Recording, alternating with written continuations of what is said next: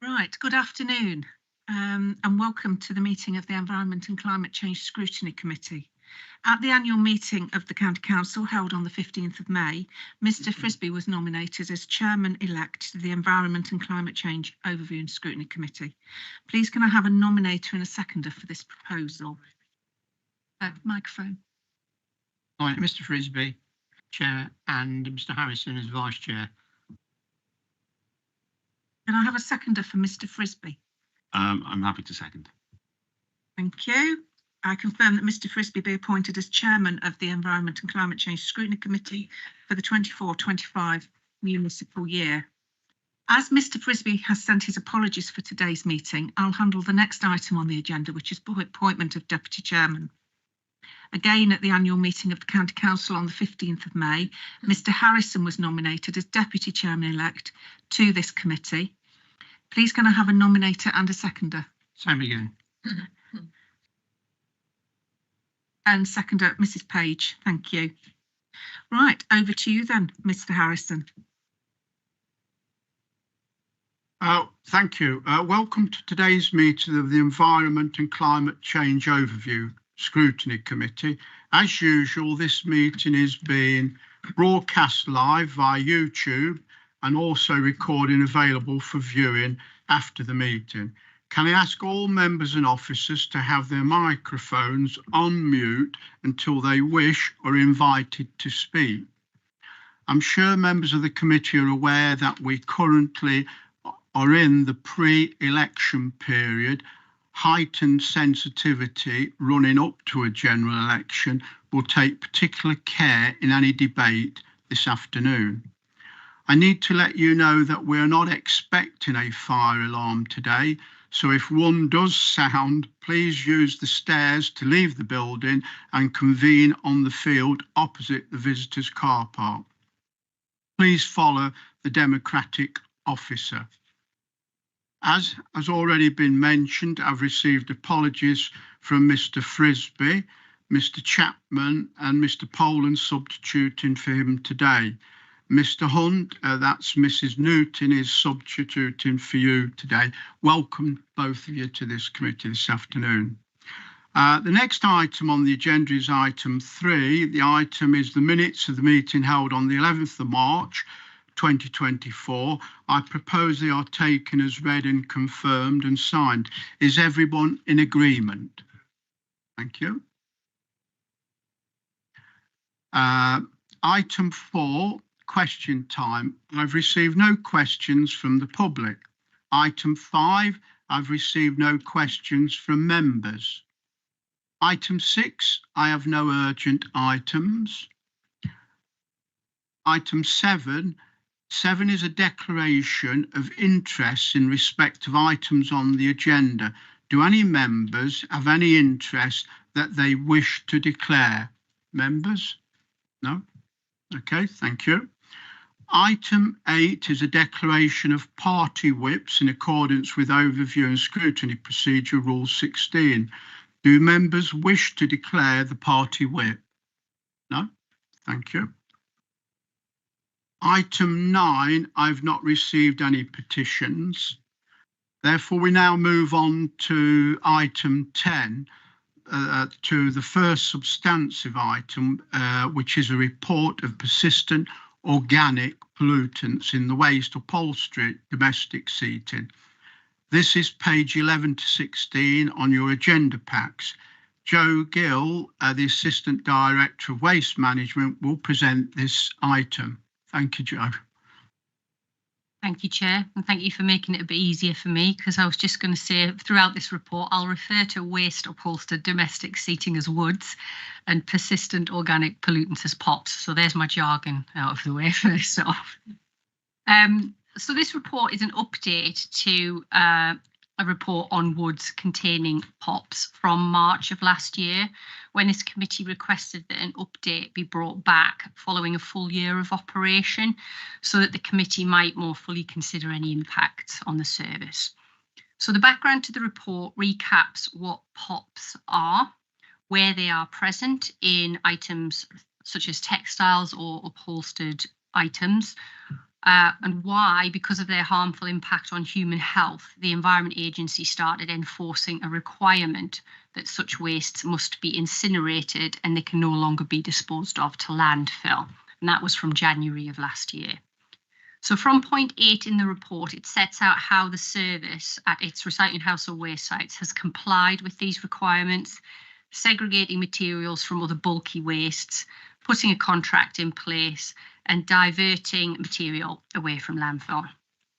There is a summary of the amounts of material collected at our sites and by the district councils as part of their amended bulky waste collection service, and that's at the top of page 13.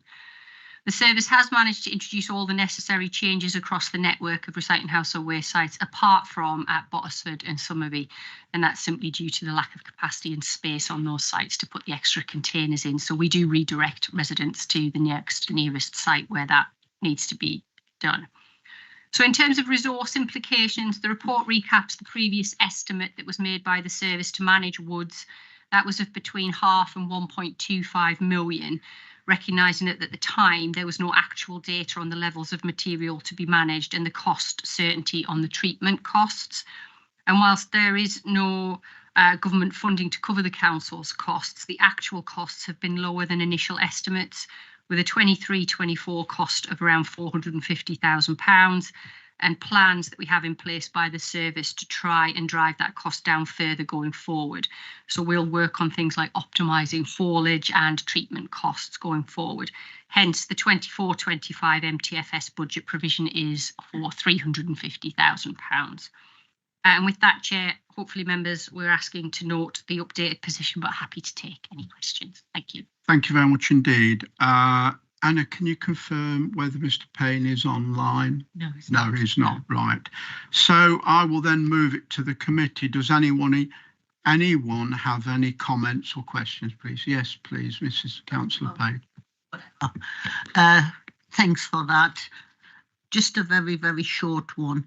Have we got any data in how we compare to other authorities, or, because we always seem to be, as Leicestershire, very efficient in our, the way we handle this. So I was just a matter of interest, how do we rank in comparison to other authorities, so, but it doesn't matter, just. Yeah. Through you, Chair. Really valid question. The short answer is I don't know. We would have to go away. We'll happily take it away and see if there's any benchmarking out there of what others are doing and what they've been capturing compared to ourselves. Well, if we're doing really well, then in your next report, you can blow your trumpet. If not. But right, thank you. Right, yes, please. Mrs. Mine's just a very quick one. Have you had many complaints about sofas being dumped? Because I've sort of had one or two people have mentioned it to me, and where they're in walking areas, and I just wondered if you've had many complaints. Again, through you, Chair, I'm not aware of any. Certainly I haven't had any direct complaints about sofas fly tipping. In effect, we do have separate reports that we bring to this committee intermittently about fly tipping across the county. And perhaps all I would add is, yes, there are always going to be occasions where certain goods find their way into hedgerows or places where they shouldn't be. We know it's a criminal act. We do a lot of work to promote the avoidance of that, including with our district colleagues. My ambition would be, if residents aren't using some form of take-back scheme where they're using an organisation and paying a fee to return it as part of buying new goods, it's free to dispose of at our sites. So it's really a challenge as to why residents, law-abiding residents, wouldn't use the facilities or the district bulky collection service to get rid of it. But I certainly haven't had any direct sort of complaints or specifically about sofas. Thank you. Yes, Mr. Bolter, thank you. Yeah, we're concentrating on sofas and things, but other furniture has the same fire protection measures on, mattresses being one. Many of them say that, fire protection. So they don't seem to be included in this. Is that true? We're concentrating on seating rather than all the products that these things contain. Through you, Chair. The latest regulatory position statement is really specific about what's in scope, so that we have to segregate and send for incineration, not landfill, and falls within the scope of that regulatory position. You're right, at the minute, for example, mattresses do not fall into scope. There is a possibility that future updates to the regulatory position would add to the list of materials that would fall in scope. Fortunately, we have the infrastructure now in place and the contracts to manage it. The repercussion would be there'd be more material that we would have to manage through this process. The bottom line is there are lots of materials that have these persistent organic pollutants in them. The reason, my understanding, that mattresses, as an example, aren't in scope at the moment is they're at much lower levels than what you see in the sort of fire retardant material on sofas, etc. But they are present, and therefore we're very mindful that they could change their regulatory position. We might have to include them at some future point. Thank you. Mr. Poland, please. Thank you. Just a really minor question, actually, but we mentioned that Bottisford was one of the sites where we can't take the woods. Right, yeah. And we're sort of directing them to other places that can. Presumably Melton Mowbray would be the nearest one to them. Do we point out that there might be ones across the border that are closer to them? Without, because actually, you're just down the road from Grantham, for instance, or even Nottingham. We don't actively tell people what facilities are available out of county, but in other guises, we've certainly had conversations at this committee about sort of the approach we take to managing our network of recycling household waste sites, and whether at any point we would ever consider limiting cross-boundary usage, which we don't. And some of our neighbours also don't. So there's some form of reciprocal acknowledgement that waste does migrate in and out of county, probably to equal amounts, so to speak. But yes, you're absolutely right. Melton is the next nearest, and residents tend to know if they're crossing a boundary and using another facility outside a county, what the services are at that location. Thank you. Yeah, thank you. Thank you. Without me having to dissect all that and write it as a sort of press release, have you got something that I could use in my local local publication? I finished and put it in our local publication and explain what woods and suds are, or whatever it was. I did acknowledge we love an acronym in waste management, so I don't know, but the short answer is we could absolutely supply a couple of paragraphs that explain what the service is in relation to woods and what facilities are available around the county. We could provide that. And what they are, and that please. I think it's really good. Thank you. Through you, Chair, we'll pull something together for the committee. For the whole of the committee then, because they're all sort of me, please. All right. Well, thank you for that, and thank you for your questions. It is at this point, there's a lot of work going on, and it's not easy to sort of juggle. We can see what we're doing, and we've been provided with an update. So it's not a finished piece of work that we could debate and look at. This is ongoing. But anyway, thank you for those questions.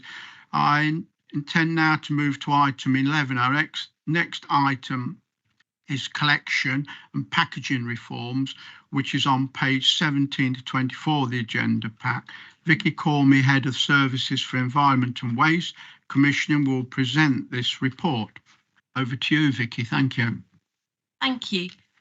So the purpose of the report is to provide a summary of the forthcoming national collection and packaging reforms. The collection and packaging reforms comprise three elements. The first is extended producer responsibility for packaging. Sorry, there are a few more acronyms coming, EPR.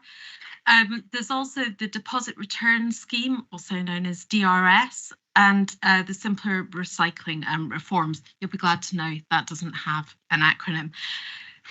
In relation to the extended producer responsibility, as you know, currently the cost of managing packaging waste from households is borne by local authorities.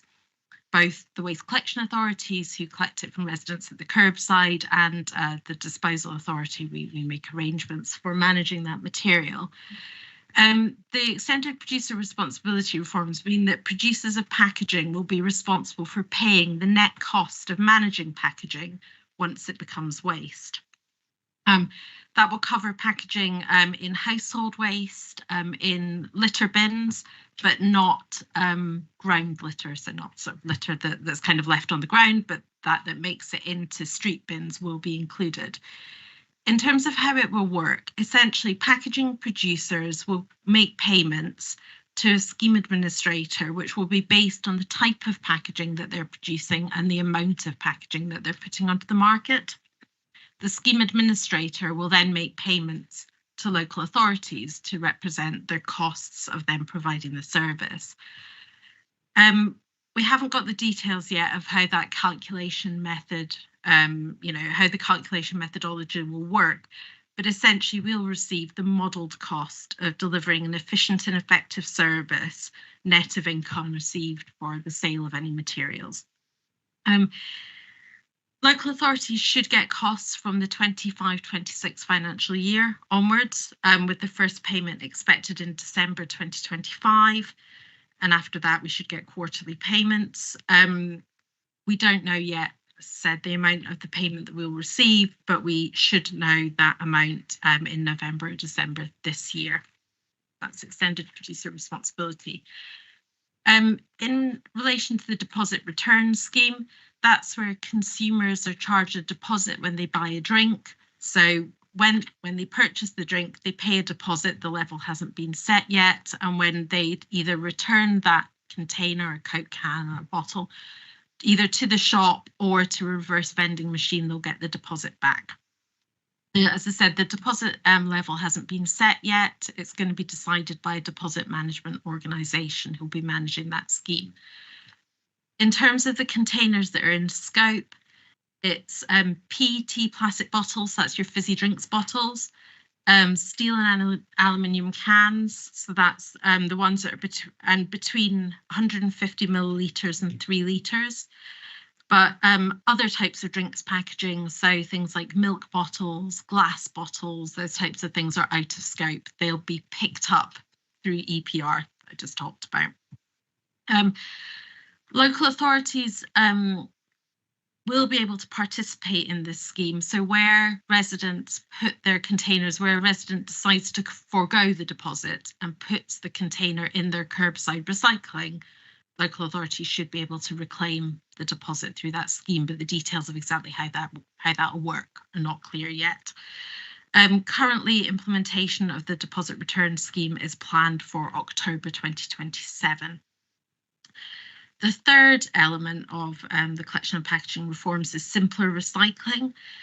And the aim of that is that everybody in England should be able to recycle the same materials at home. So that will mean weekly food waste collections, consistent dry recycling collections, including paper and card, quite a wide variety of plastics, including things like tubes and films and flexibles that might not be included at the moment, glass and metal. And also garden waste should be offered, but that can be a chargeable service as it is at the moment. The sort of main simpler recycling changes, so the ones that will apply to householders, will start in March 2026. Businesses fall into scope a year earlier, so that's March 25. And plastic films, because they're a bit difficult in terms of recycling of them, they're going to be a bit longer in March 2027. In the report, you'll see that we've tried to look at what the financial implications of all these changes will be for the county council.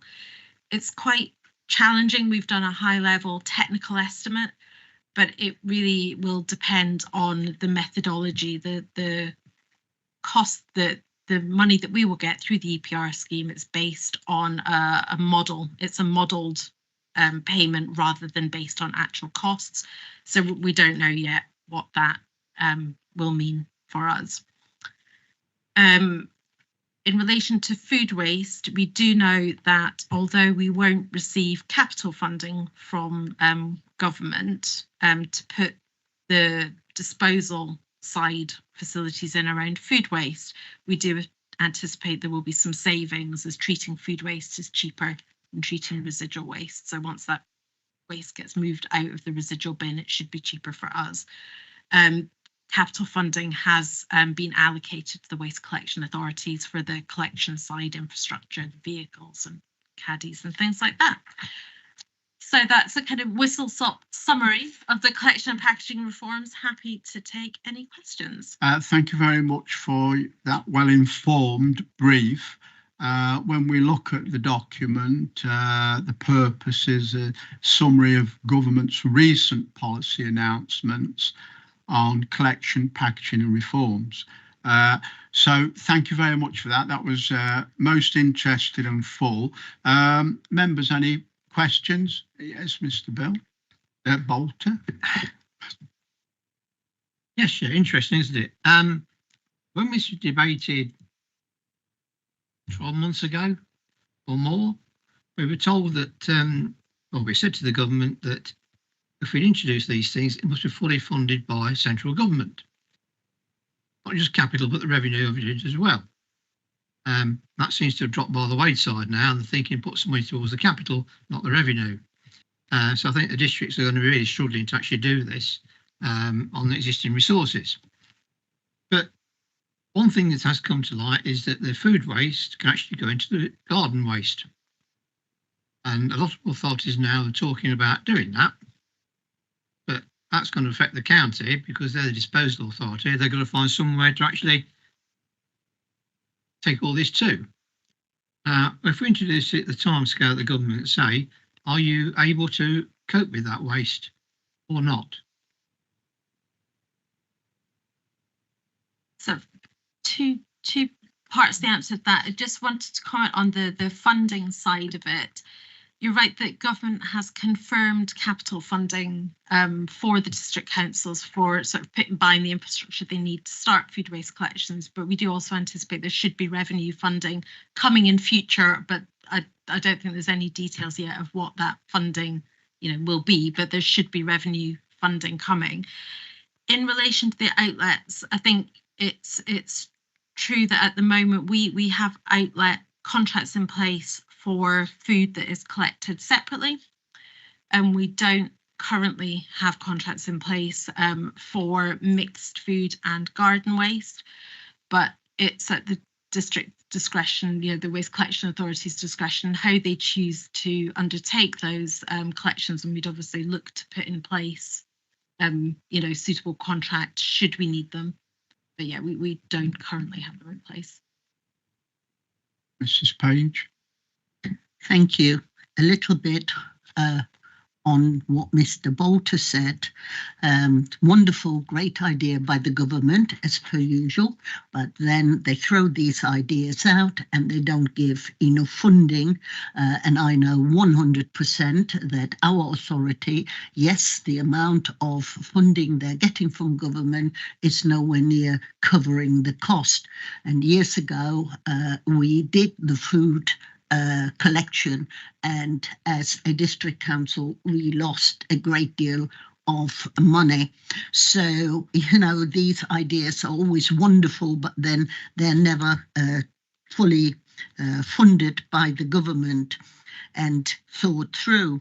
Now my fear it is that all of these things are extremely challenging. The last report, this one, and so anyway, to my question, as it is already challenging for authorities and whatever, you mentioned that businesses are also implicated. Now, you probably can't answer me, but I wonder how much of a strain and cost it will put onto businesses, because as an authority and, especially district and government keep saying they are looking after small businesses, whatever, but yet they're placing more and more administration costs and burdens onto businesses. So have you got any idea how it might be impacting on small businesses? And again, and my other question is point 17, I think. Hang on, wait a minute, bear with me. Point 70, it says all UK nations will be introducing polystyrene. Does that mean all UK nations, or do you mean all EU nations? I don't quite get that, because that is one of the other things, is our government keeps putting these grand ideas forward, and then it's this country, but is it something that is in the EU, in other countries as well? You know, just a matter of information. Thank you. Okay, second question around which nations are covered. So yes, this is specifically about UK nations. It's because the reason that it's phrased that way is Wales, Scotland. Yes, and the reason it's phrased like that in the report is that there are actually going to be different deposit return schemes in Wales, Scotland, England, which are going to have slight differences between them. So all nations will be including the materials that are listed there, but there's slight differences. I think Wales are looking to include glass, for example. So there will be slight differences, and they're looking at the moment about how those schemes will operate across those borders, so that if you buy a kind of Coke in Wales, you can reclaim your deposit in England should you wish to do that. So they are looking at that. I know as a sort of EU, I know there are deposit return schemes in some EU nations. I'm afraid I don't know the details of exactly how those work and all of that. Your first question, I'm afraid, I'm sorry, I don't really know about the implications of this on small businesses. It's not something that I've kind of looked into, so help on that one. Thank you. Mrs. Seaton, please. Thank you, Chair. I was just interested, it's not my first the question I wanted, but you're saying Wales is going to include glass, maybe, or Scotland or whichever. But if glass can be included, why aren't we including glass? That way is that bit. I think it's because of the complexities and sort of weight and health and safety issues around the collection of glass in, you know, if you think about sort of it being collected in all sorts of small businesses and things. But Wales have been very keen to include glass. So at the moment, that's the indications, is that Wales will be including it. Their recycling rates are higher than ours already, and they're looking to kind of, you know, do almost everything they can. So they're looking to include glass. Scotland were very keen to include glass, but the UK Parliament, so the Parliament in London, essentially said that they didn't want Scotland to include glass. So there are differences across the country. I don't know all the ins and outs about the kind of reasoning behind exactly what's happening nationally. And if I can just add, Chair, I think the point around sort of the health and safety side is if you think of reverse vending machines and you put a glass bottle in it, there's no guarantee it'll still be intact when it's dropped into said machine. You'll still get your deposit back, but there have been debates in the years running up to sort of the position that's still evolving around sort of the management of broken glass at where you have these reverse vending machines. So Vicky mentioned earlier, the position around extended producer responsibility will still pick, you know, between the various bits of legislation, it still covers arguably the expanse of the material types, but they've made decisions around potentially the route by which they'll capture some of those materials. Okay, so we'll use Wales as a guinea pig then and see how it works. Yeah. My main question wasn't a question, but a request yet again, because this is sort of information that needs to go out, and what you read out was not what we read in here, because you have to keep going, the Environmental Act, blah, blah, blah, blah, blah. But your notes cut to the chase of it. So if we could have a sort of write up at all on this, I'd be very grateful for that. And it would save me a lot of work as well. Right. Because I will report it in it, and most councillors of whatever persuasion do contribute to their local papers, and this is where, you know, you spend a lot of money getting the county council's magazines out, but we also get involved in our local ones as well. So that would be really good. Thank you. Thank you. Mr. Poland, please. Thank you.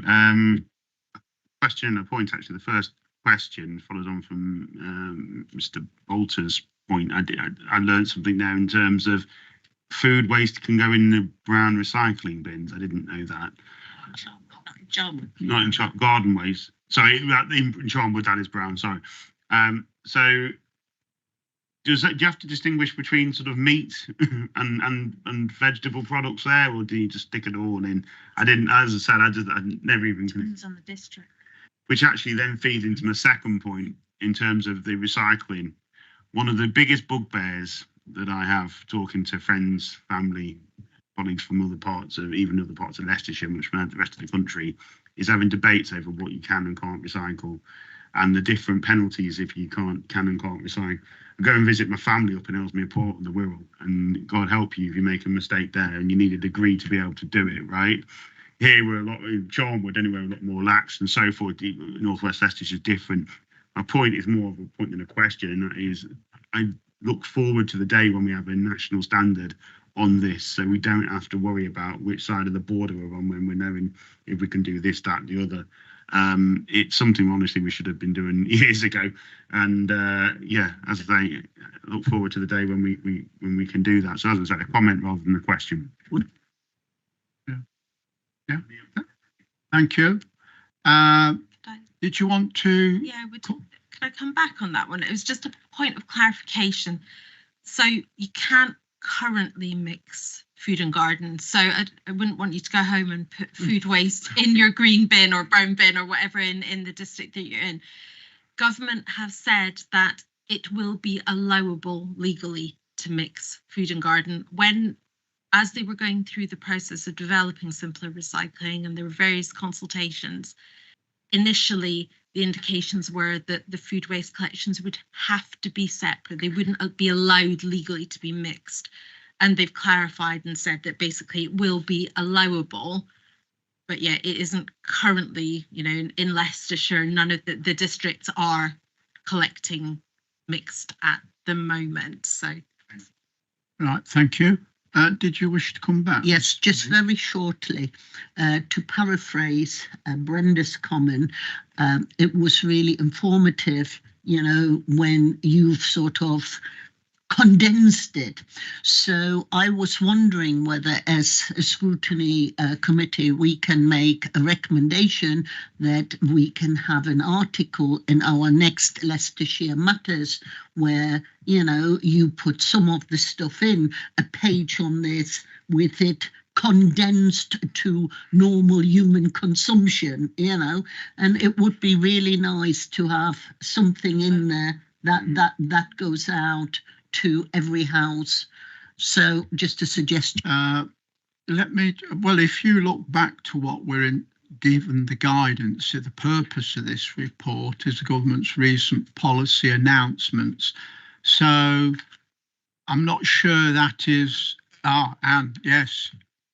If I could, thank you, just Chair. I just, I think there's a balance, isn't there, between getting the information and not confusing people. None of this is coming in yet. It will come in over the next year, 2 years, 3 years, etc., because some of them are in phases. But so that we wouldn't want to put something out that people thought, right, that's it, I'm mixing my food waste and my garden waste, or I'm, you know, etc., expecting reverse vending machines at the end of their street or whatever. But I think maybe what we do is we can certainly get those concise, brief items for you and put them on the members portal as well. So therefore you've got access, not just this committee, because obviously I'm sure it's of interest to many other members, got access to that to put in their local newsletters, etc. But I think, you know, what I'd be saying to officers is to make sure we're heavily caveating where this is something that is happening over the next few years. It's not currently live. I think that's the key for it. Yeah. We can certainly have the conversations with our comms colleagues, because they're the ones that pull together Leicestershire Matters.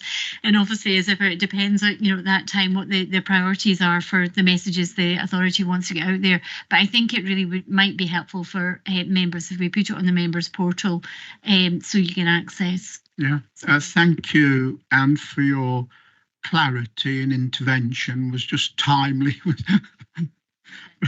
Right. Yes.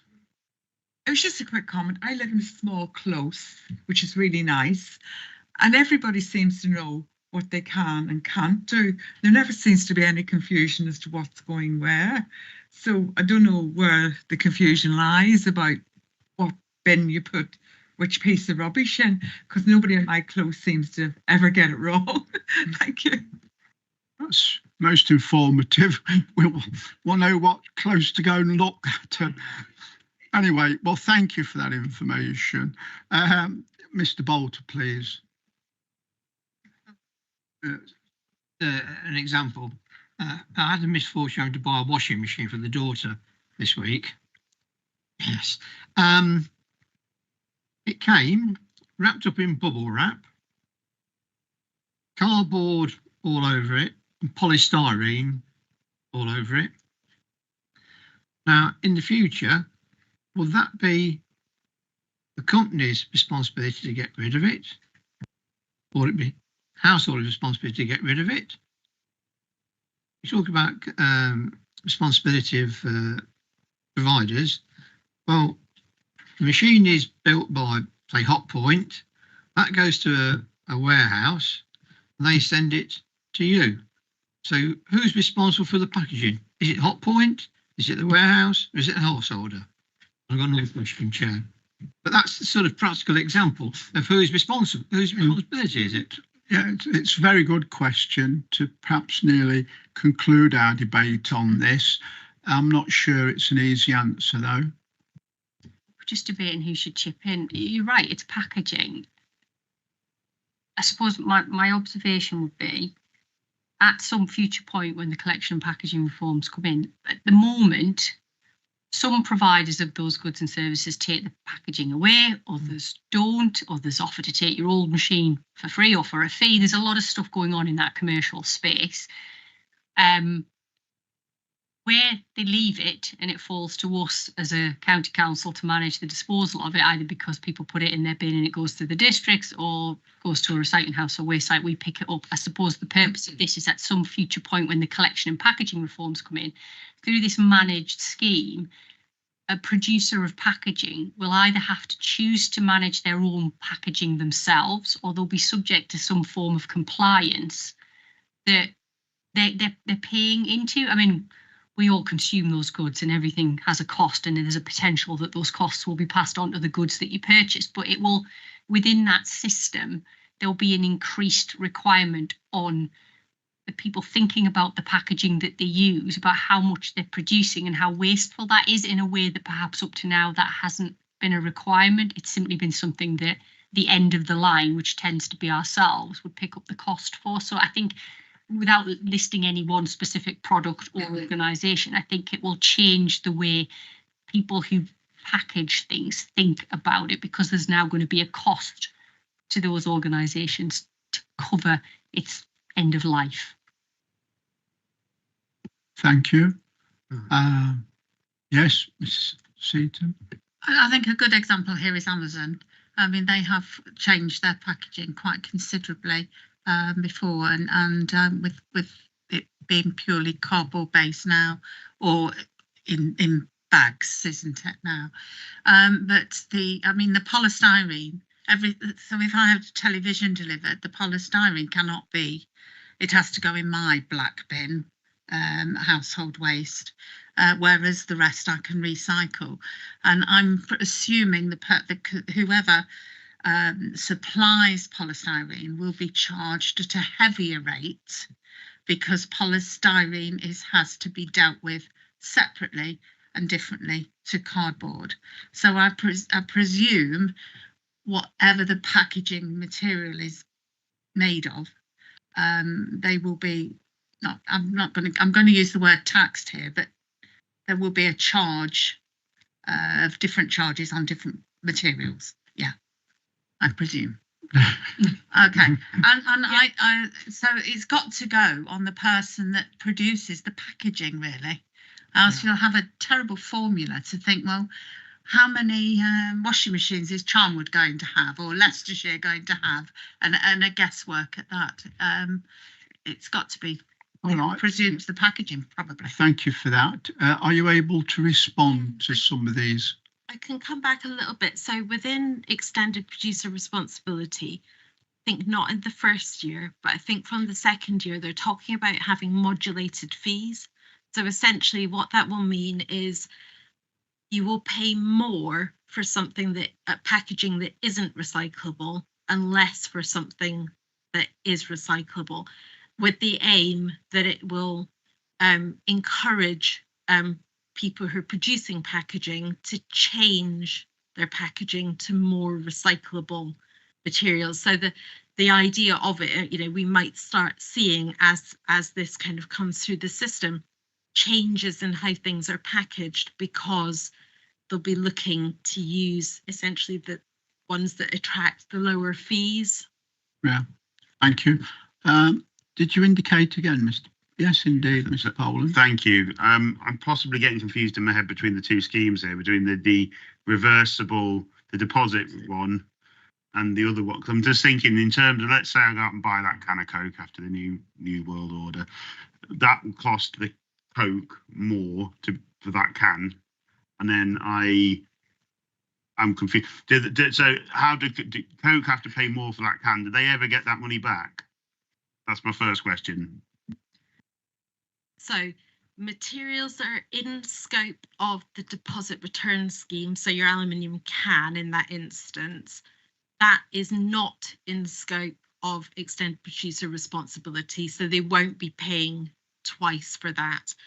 So that's the kind of complement. So that but for example, if you bought a multi-pack of Coke that was packaged in a cardboard box, it might well be that the cardboard box might be in scope of extended producer responsibility, but the cans contained within them might have a deposit on them. So there's details, so we don't have all the detail of exactly how all of this is going to work in practice. But yeah, there are some things are kind of in scope of one and not of the other. So just to come back on that then, so is there a risk, and I guess there is because we've not really got the detail, that this could end up just making everything more expensive, in that they'll just go, I mean, I'll give you an example. When they brought in the bag tax, the 10p bag that we thought, saved the world with that, and that was fine, and we paid 10p for our bags and then 30p for our bags. I was in Subway the other day and got a paper bag which cost me 20p, and it's like there's no requirement, because they do, and suddenly everything becomes more expensive. Is there a danger that will just happen in this case? Yes. I think, short answer, yes. I think there is a risk, although I would imagine that the impact on any one individual purchase is going to be low. If you think about the cost of dealing with an individual tin can or, whatever it is, won't be very much on one item. But you're right, it's likely to see potentially costs increasing slightly to deal with it. Thank you. Indeed. I spent an hour and a half litter picking today. Well, So I applaud this, because hopefully I won't be picking those cans up. Somebody else will, and benefit from putting it in a what do you call it, reverse thingamajig vending machine. Thank you. right.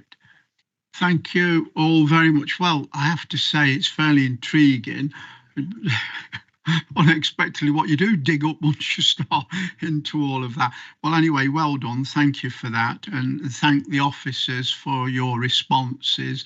I mean, Vicky nearly became a financial genius, being able to work out prices, etc., etc. Who knows? But anyway, well, thank you for those. Can I now move on to item 12, which is the date of future meetings? The meetings of the committee is scheduled to take place on 9th September 2024 at 2 p.m. Future meetings and dates for the committee in 25 are detailed on the agenda, and I propose that we note these dates. Is everybody agreed? Thank you. Item 13, a last item. I have no, as I stated earlier, there is no urgent items. So therefore, I'd like to thank you all for your attendance, wish you well and a safe journey on to your next destination, and declare the meeting closed. Thank you. Thank you.